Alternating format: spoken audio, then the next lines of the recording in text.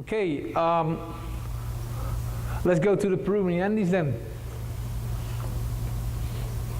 Here, this is the main city, is Cusco.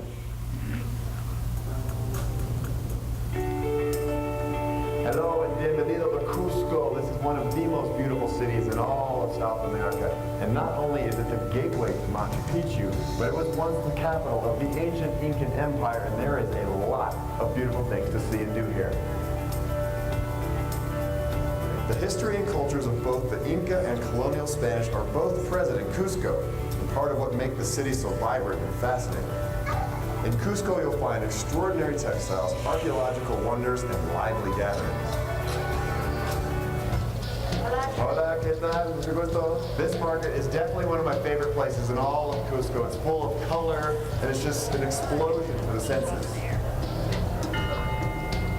This is Coricancha, the Sun Temple, and it was the most important temple for the Incan religion. And if you can imagine, it used to be completely covered in gold.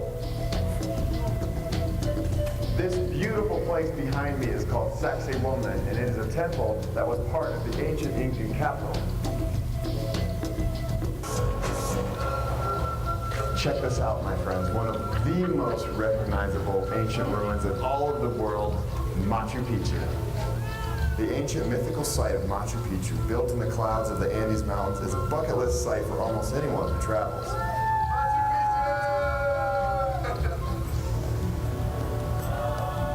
One of the distinctive features of the San Blas neighborhood are these really narrow alleyways, and they're just really fun to walk. Cusco is without a doubt one of my favorite cities on the planet. The people are friendly, the faces, the smiles, everything. Cusco is not. Cusco is El Valle Sagrado, the Sacred Valley, and this place is home to a whole host of famous Incan sites. And today we're going to check out Pisac and Ollantaytambo. On this tour, in the Sacred Valley tour, we are going to share a little bit about the culture and also about the magnificence of the Inca sites, and also we are going to spend some time in the market buying some handicrafts there. This beautiful, colorful, bustling market town is called Pisac, and this place is known for all of its different varieties of things you can buy and sell. People from the entire valley come here to sell their goods. It's all brightly colored, it's all beautiful. Alpacas are famous all over Peru, and they have this really soft fur, and they make sweaters and blankets out of them. You can see the stuff in most of the markets made of alpaca, and they also eat this, so you can find it sometimes on the menus at local restaurants.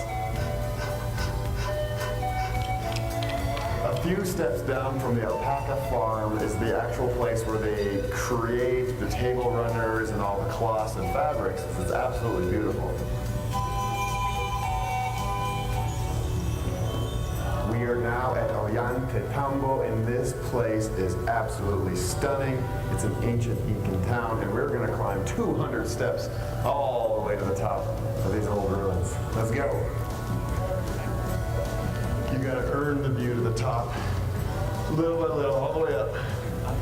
Then you're rewarded with this. Check that out. This has been a perfect day. I got to learn all about the ancient Incans, check out some markets, and now finish it off in this beautiful Sacred Valley. This is Puno. This is a city in the southeast, also high up in the mountains. More or less 4,000 meters up, above sea level.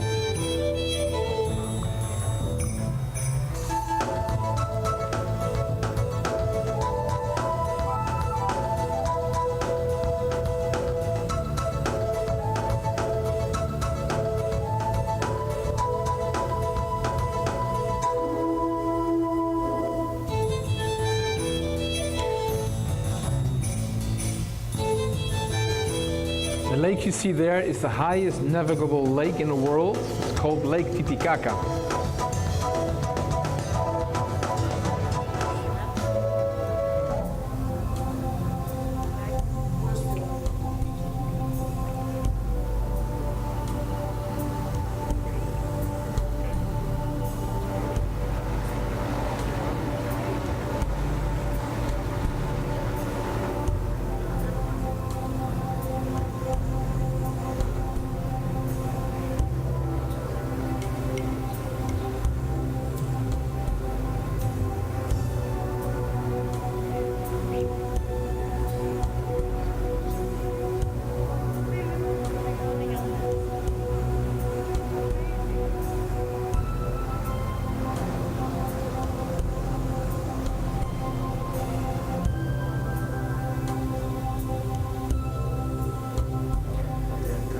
they're very proud people, and they say that they are the only people who weren't conquered by the Incas.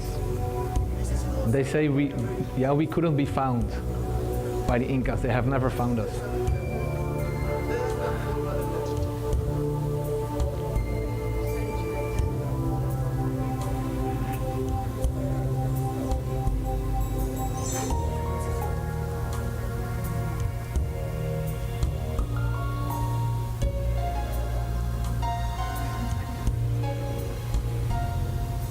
Now we are going to go inside the house. The local families are going to show us their house.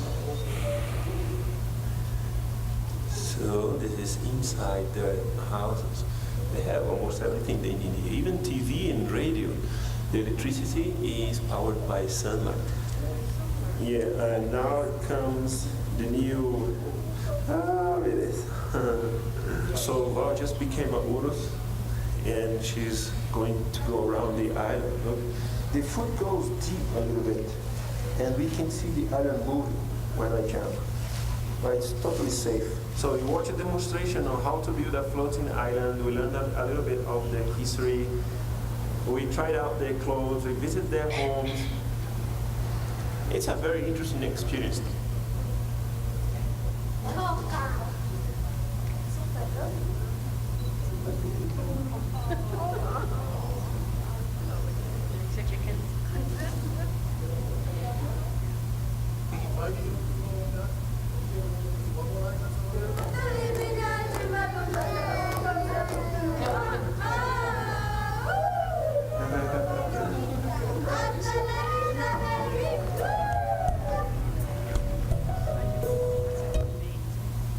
Yeah, you've seen this, and what I said, the Urus people, they're very proud people, yeah, and they say that they're the only ones who weren't found by the Incas, and they live as they lived hundreds of years ago.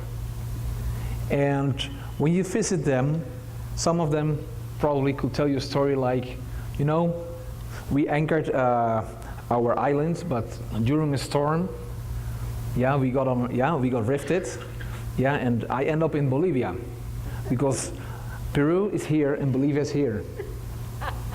Yeah, so sometimes they go from here to there by the wind. They were taken by the wind. How do they keep their islands afloat? They keep their islands afloat. They have big, huge wooden trunks, maybe 500 kilos. They put under their islands, or 1,000 kilos, 2,000 kilos probably, and that keep them afloat. That keep them steady, keep them afloat. But they use totora. Do you see this here? This is totora. Yeah, and it is something, how do you call it in English? What is growing along the rivers? Something like that. And it is very, yes. And it is even edible. People eat it. They cook with it, they build with it, their houses, their islands, their houses, and they eat with it. And it's actually very nice. And people who live there, they don't have problem with their, what? Thyroid? Yeah, they don't have problems because there is something in it which prevents that. This was the Peruvian Andes. Did you see the colors and the people? And they're very friendly people too. And this city of Puno is divided into, you have the Aymara people. They're living from the half of the city towards Lago Titicaca Lake and beyond in Bolivia, and the rest is Quechua. And they don't mix. It's very tribal. Very, very tribal. From that island, they must go elsewhere to get their supplies. They go to the city and to get their supplies. They go to the city and they get their supplies. And that's where they go for education, health, and all services. There are schools actually on the islands. On the island. There are public schools, there are some Christian schools, and private schools are there. But, yeah. How many people would be living there? Maybe 1,500, 2,000, no more.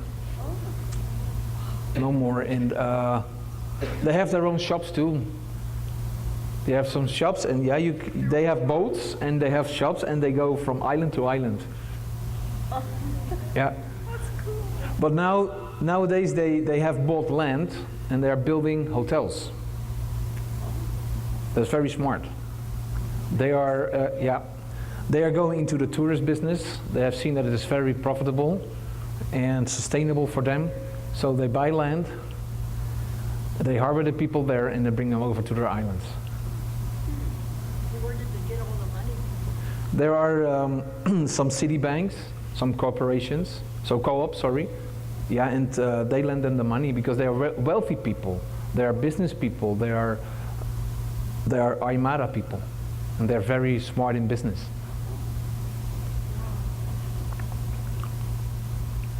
Now you will see something about the Amazon, which is in total contrast with the coast and with the Andes. Please.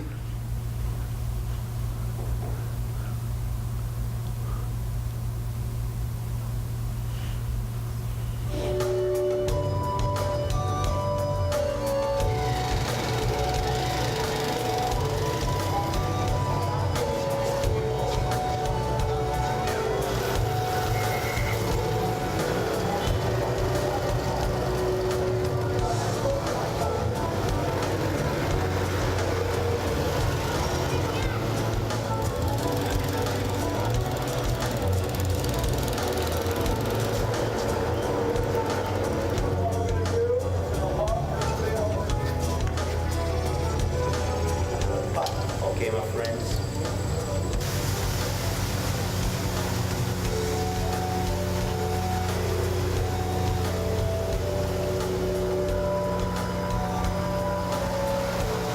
Floor-to-ceiling glass windows where you can lie in bed and watch the scenery go by. Okay, so we're gonna visit one of the communities which is located in the foothill. This time of the year, most of the communities, my friend, are flooded. Yes, and you know why. So the water is still very, very high.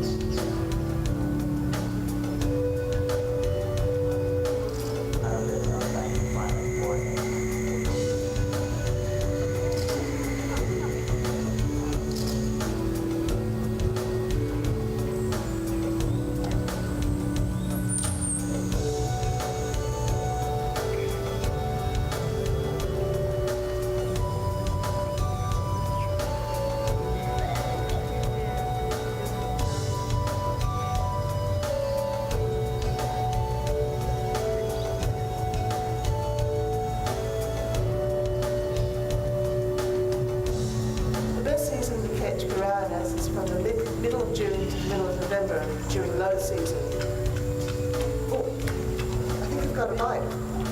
Oh, I can feel the piranha biting at the end of my line, but there's a bit of a knack to catching the piranha, and a good tip is to come when the water is low.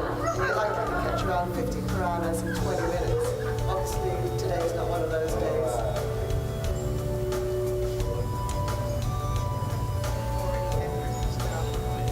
Bring them in the boat, please. Just 1 hour. Look at those sharks.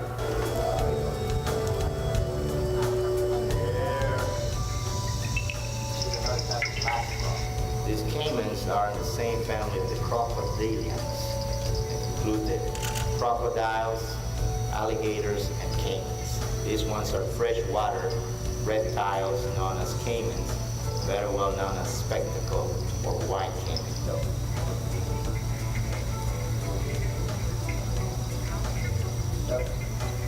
Can you guys see that? White caiman.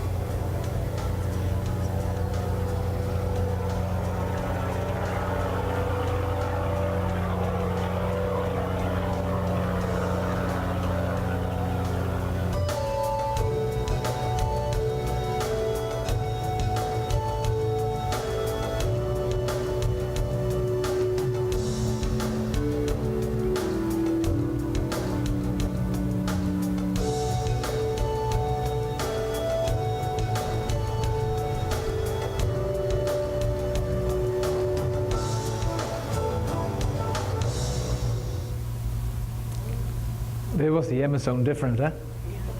Yeah, there are a lot of animals. This is another part of the Amazon. This is the southeast part.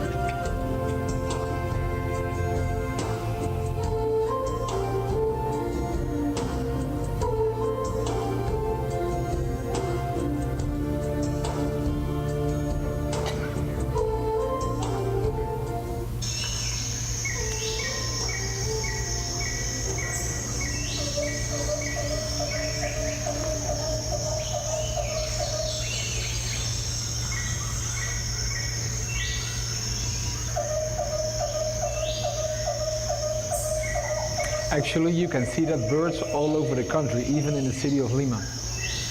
Little birds.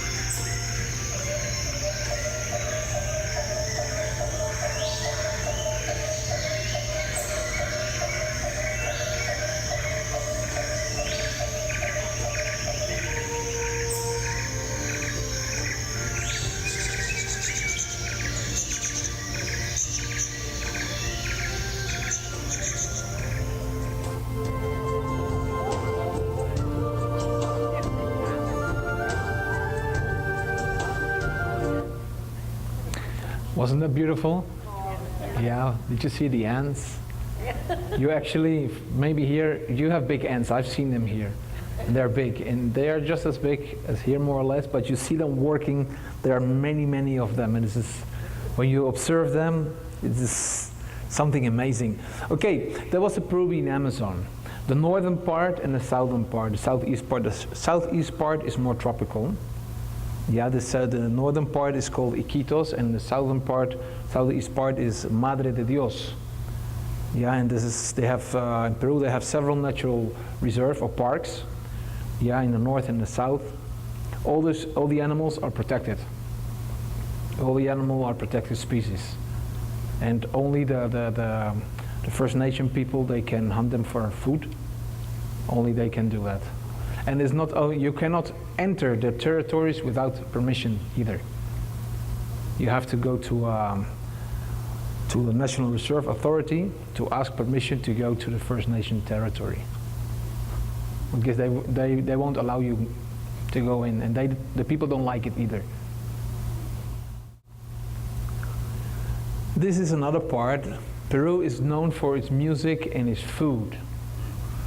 You heard already that Lima is known as the food capital of the Americas, but Peru actually has been awarded 3 times in a row as best culinary destination in the world. The Peruvian food is, it's an art. There are so many dishes. Peru has more or less 42 provinces, let's say departments, and each department has provinces, and each part or each town has its own dish. So imagine, you go to Peru, maybe in a year, you not have eaten all the dishes in Peru. Yeah, it's very nice. Okay, can you play the video, please?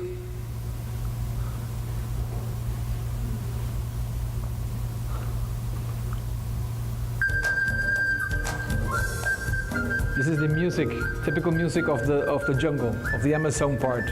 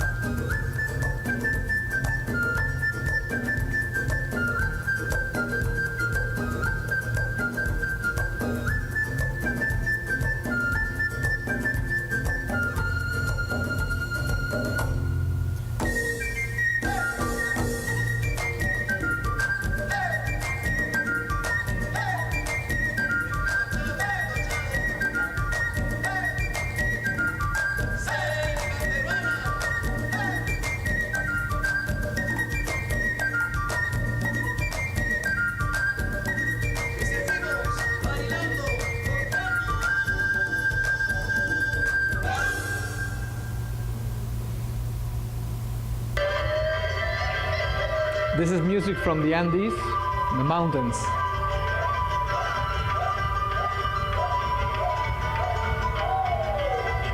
And this is actually called balicha, the balicha. And the proof that the culture is still living and up to date is this song was composed in 1938 by a teacher who fell in love with a Cusco woman. And he was so in love with her that he composed this song.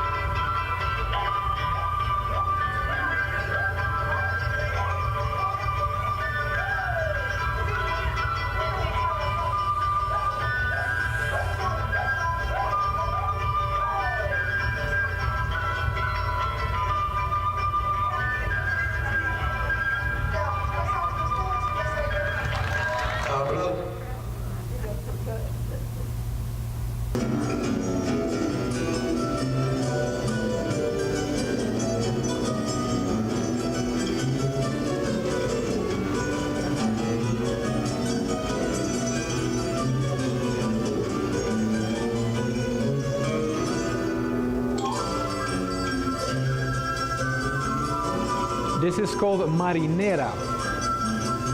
We have it on the coast. We have it also in the Andes, in the mountains. And this is the mountain version of the dance.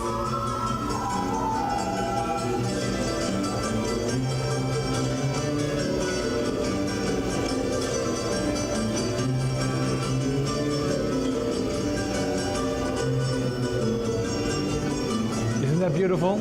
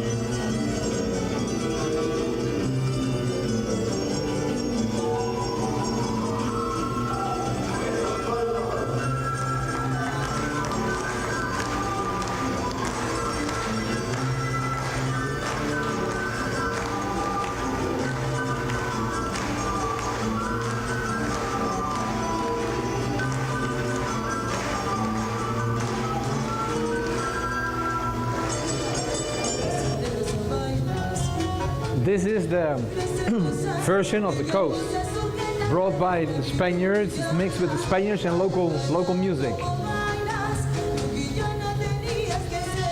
It's what we call Criollan music. It's very beautiful.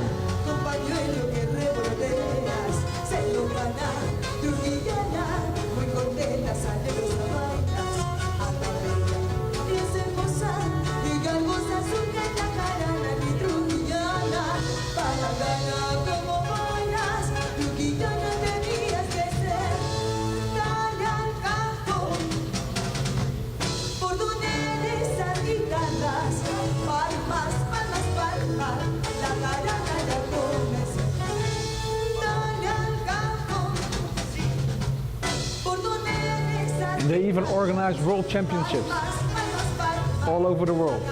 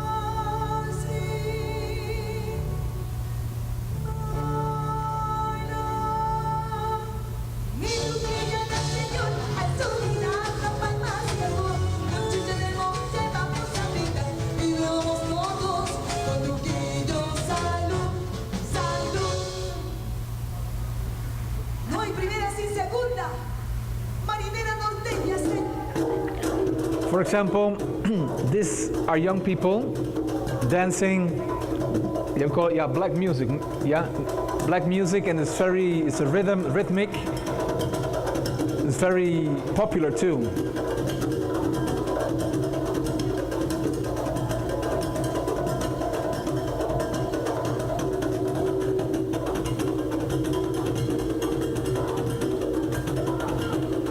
Do you see this box here?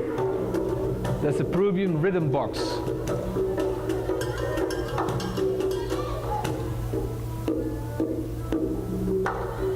You can walk in Lima, say in the center, and you can see youngsters like this dancing.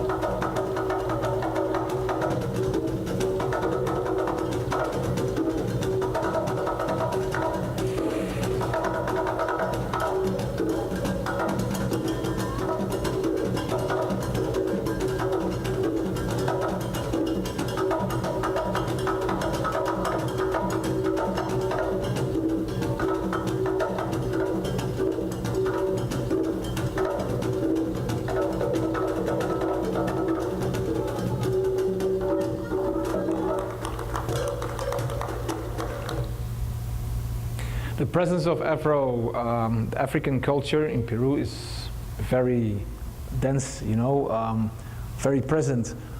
People were brought as slaves to Peru.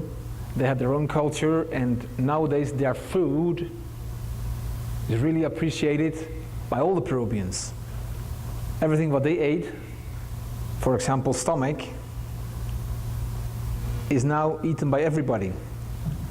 Anticuchos, which is the heart of the cow, is eaten by everybody. Before they only eat it. The ranch owners in the rich family, they didn't eat it. But now everybody eats it, and their kitchen is famous in Peru. It's famous. Now this is an introduction to food. This is the last part of the presentation. I can tell you much more things about Peru, and I didn't know what to put in here because there's so much things to tell. But food in Peru, when you say food, you say Peru. When you say Peru, you say food.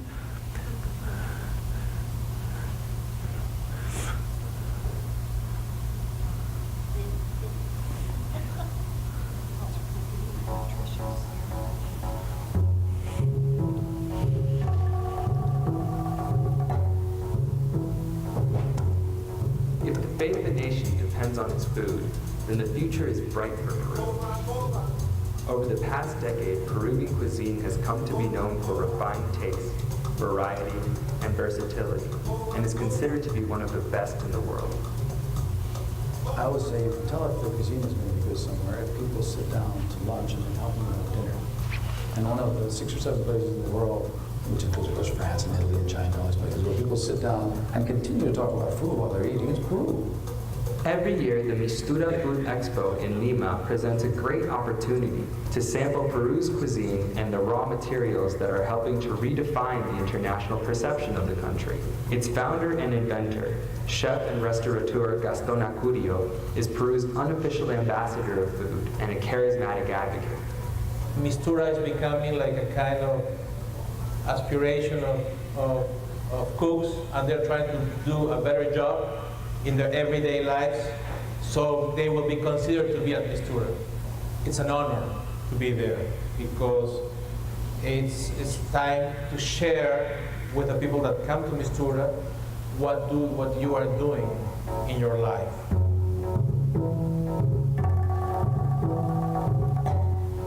Many of Peru's signature dishes show the natural legacy of geography in a nation where freshwater rivers meet with the Pacific Ocean. The ceviche is a dish of raw seafood, marinated in citrus. In its purest form, it draws inspiration from the sensibilities of the Japanese community that has lived in Lima for more than a century. This generational journey means the presence of outside influences is nothing new in the country, and embracing ideas from abroad is part of the strength of the country's culinary heritage. We are a fusion of fusion. In other words, right now, as Peruvian food is being fusioned as the foods of the whole world are, with foods of different parts, we already represent a very important fusion. This natural and culinary mixture gives hope as it becomes increasingly clear that uniformity in food varieties poses long-term challenges of sustainability. But it's also because the focus on food offers a promising way ahead for Peruvian society. If the social capital of food can lead to real changes in people's lives, it's easy to understand why young people here now dream of becoming chefs, not football players.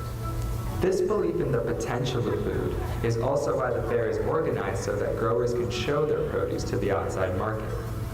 Alec Cousins, a British entrepreneur who works with Peruvian varieties of potato, sees a strong potential for growth in the country. Peru is both as a food destination and as a supplier of food really coming into its own, and people are discovering the amazing fruit and vegetables that's available from here. Peru, of course, has 5,000 different varieties of potato, many of which are cultivated above 3,000 meters in the Andes. From the fields to the farmers, to our cookers, to the packs. So we're buying everything here and we're converting everything here in Peru. So it's absolutely our intention to give back to those communities that without whom we wouldn't be able to work. Besides rotating stallholders each year, Mistura invites thinkers and doers from entirely different parts of the world to share their ideas and learn from local practice. For me as a cook, food is such an important thing of culture. It's more than sustenance, but it also connects people. It's a bridge between cultures. It's a common way of defining a culture, and that's amazing. And that's something that's quite strong here. I feel that the population here is completely convinced that this shift in gastronomy, this way of looking at food, that food can actually help. This is the Pachamanca. That's completely understood here and accepted, and people are happy about it. Much like René Redzepi's work at the Noma restaurant in Copenhagen, the success of Peruvian food comes from paying attention to the abundance that can be found, sometimes unexpectedly, very close by. We have this huge opportunity in Latin America to make happy the world with what we have, to build a better world. Because we are new, we have these dreams in our minds right now, we are happy, we want to do things, and we want to share things.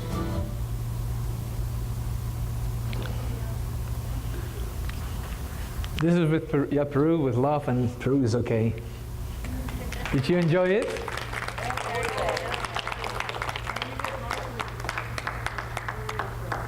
The Mistura fair you saw is the biggest food fair in the world.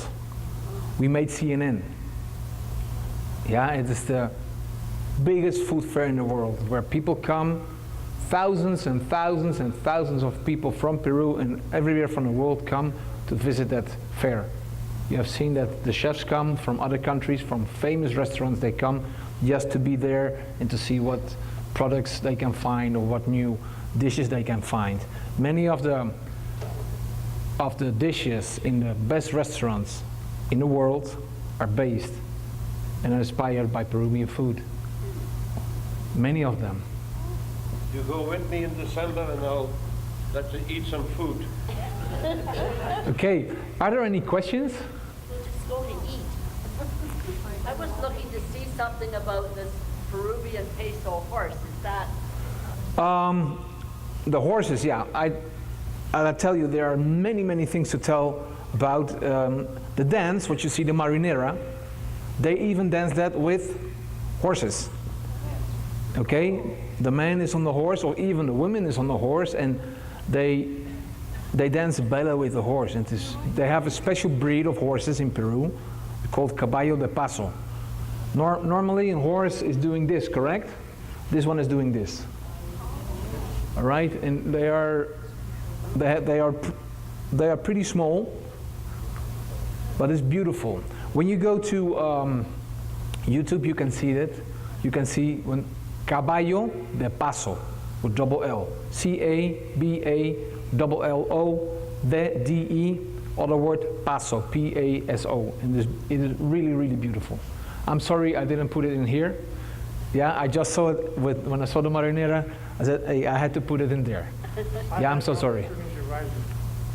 What did you say? I said I had an opportunity to ride. That is good. That is great. Awesome. Mm-hmm. It's pretty awesome, and when you see that, for me it was the first time when I saw Caballos de Paso. It was amazing. It was amazing because I know horses from horse racing and from the international championship that they jump, yeah, over fences. That's the only way I have ever been in contact with horses.